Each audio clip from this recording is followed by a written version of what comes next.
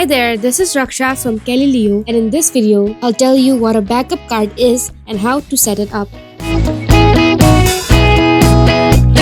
A backup card in Calilio is an additional payment medium that ensures your services never get interrupted, even if your primary card fails. It's a smart way to keep your communication system running smoothly without worrying about payment issues. Here's how to add and set up a backup card in Calilio. From your Calilio dashboard, click on Settings, click on Payment Method, then click on this plus icon. Enter your card details.